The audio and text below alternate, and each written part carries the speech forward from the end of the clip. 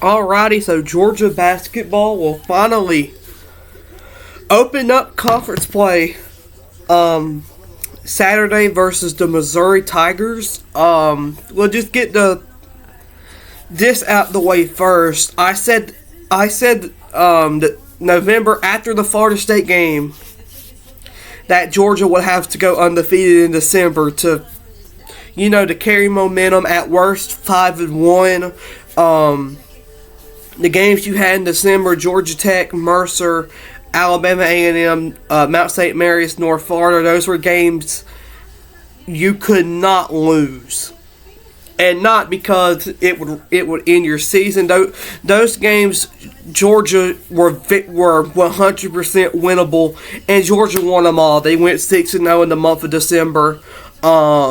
Did they struggle in those games? Yes, they did struggle a little bit. They struggled with High Point until the second half. Really late in the second half, they took over, and then they struggled with North Florida in the first half. Georgia then pulled away later in that game.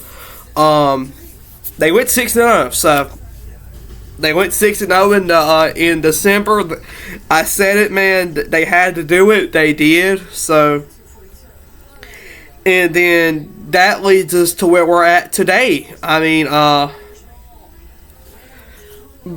conference play starts tomorrow. Georgia, Missouri will take place at 1 p.m. Coverage on the Georgia Radio Network starts at 2:35. I wanted to see that Missouri actually is coming off a big win in football. Who would have imagined that? They actually beat Ohio State, and I think the Peach Bowl,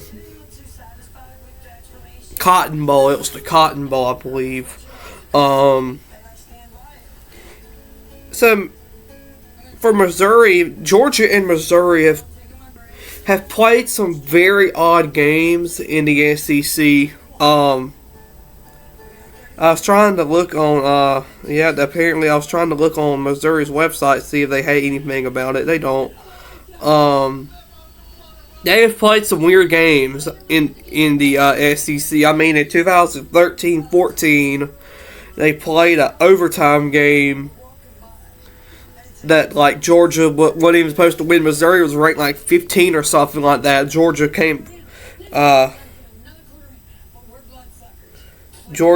came back and won that game in overtime. Shout out to the Lady Dogs last night too. Big win versus Texas A&M. That was a game. I really thought Georgia was going to give that game up in the last few seconds, but I mean, they didn't. So that's all that matters at the end of the game. The last time out for the Dogs versus Alabama A&M, Jabri Abdul-Rahim shot like 2 for 11. He does not have bad shooting days. If you look at his stats throughout his career at Georgia, he does not have bad shooting days consecutively. So I expect a big day from him tomorrow. Blue Kane has season high 18 points in the last game for Georgia. Now I'm just trying to this is gonna be a game, man. This is gonna be a back and forth game. I mean, I would probably say Missouri and Georgia are almost even. Like, maybe not exactly close, but almost even when it comes to talent-wise. I believe Georgia would have the edge just by a little bit. Georgia had 15 steals against Alabama A&M. That was the last time. That was the first time, and that was the biggest in the Mike White era. I don't know, man. I'm just trying to, like, I remember I said it a few weeks ago after the High Point game, that there would be a they would be switching their starting lineups to see what worked. To me right now, your starting lineup would have to be Big Russ, Sashia, Silas Damari Jr., Noah Thomason, Jabri, and then RJ Sonara. It's really great. It's what's great about this team is, and this will lead them to a victory versus Missouri tomorrow, and then other teams in the conference later in the year or as the season goes on. Georgia's bench is just so in-depth. It's more heavier. It's more stronger than others in the country. I can't remember the last time Georgia had a bench like this. I mean, you go back to the season like 2020, 2021. Outside of Safir Wheeler, Justin Geyer, Tanani Kamara, that was really Georgia's. That really was Georgia's lineup. Like, they really had no other push to be successful. And then later in the year in 2021, they got KD Johnson back. He came off the bench for a few games, if I remember right. Then eventually, I believe he was in the starting lineup. And then you look at like 21. You had Braylon, you had Aaron Cook, and once again, you had a few great players. You had a few players who were really great coming off the bench, but you just did not have a consistent bench role consistent bench support. And Georgia has that this year. I mean, it's really crazy to think about this. Georgia's starting lineup could not play entire of the second half, and Georgia still would be close in the game. I mean, that out of itself is really bizarre to think about. But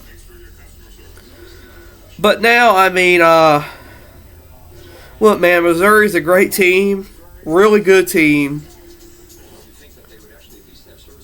Georgia, this is a game.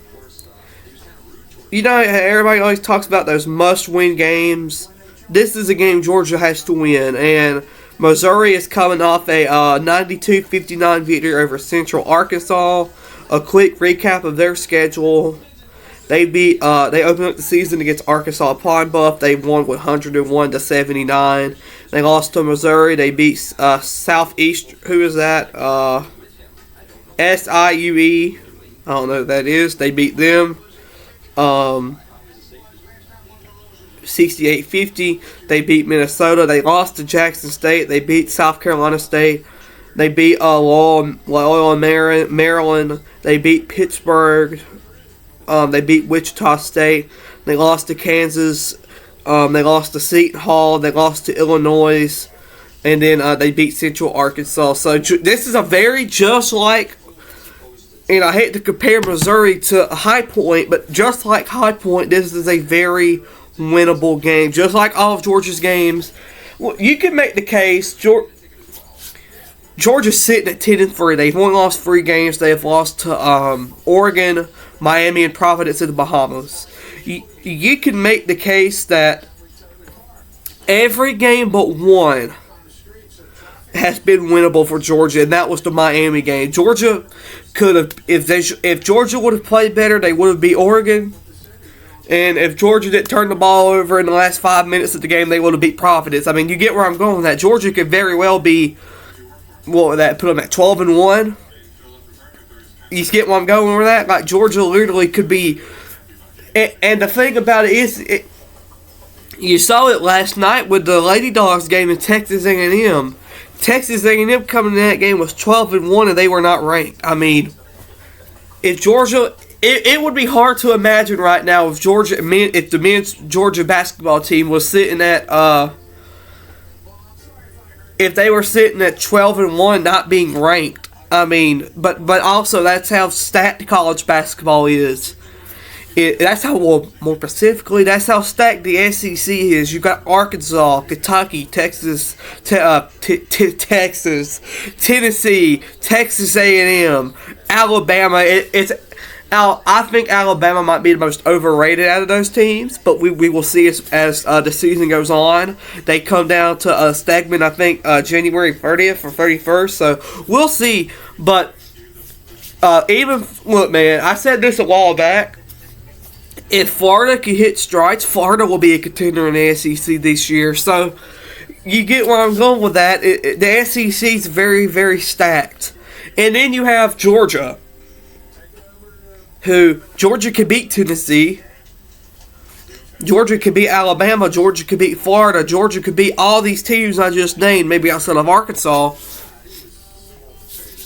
If Georgia wins Saturday and then goes down to Fayetteville Wednesday night and beats Arkansas, it would be hard for me to imagine how they're not even considering votes to be ranked. But we'll cross that path when we get there. Tomorrow's going to be a great game.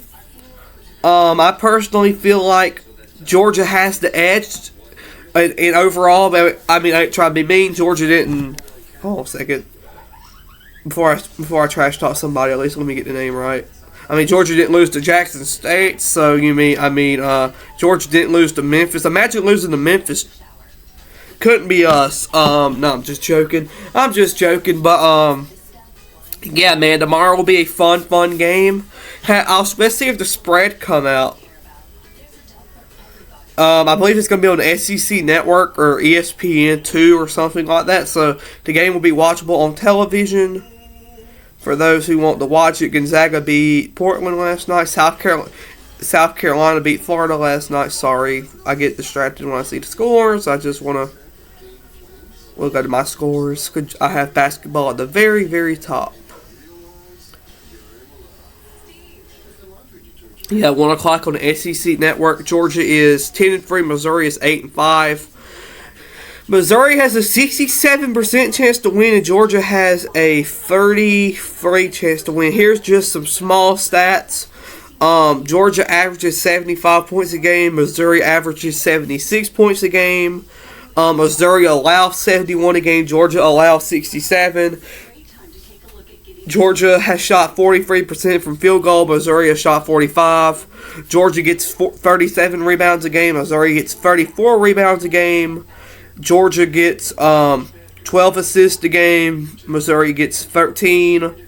Blocks per game. Georgia gets 3.5. Missouri 6.0. Steals per game. Georgia with 6.6. Missouri with 8.9. So offensively, Georgia looks better offensively, and then defensively, Missouri looks better. Last 5, Georgia has won. Georgia is on a 8-game winning streak. Missouri is on a 1-game win streak, if you could even call it that. So here it is. The Tigers went 6-2 at home.